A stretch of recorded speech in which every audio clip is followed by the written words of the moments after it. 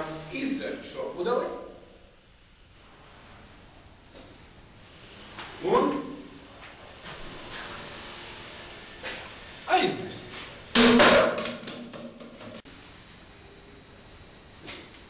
Tikpat labi mēs ar šo izdzertās kolas pudeli varam izdarīt šādu. Saspiest un atdot to otrreizējai pārstrādē. Mēs visi kopā varam izdzert šo pudeli un tikai visi kopā pieliekot roku varam izveidot no šādām pudelēm plostu, meža, pīlēm. Domā līdzi!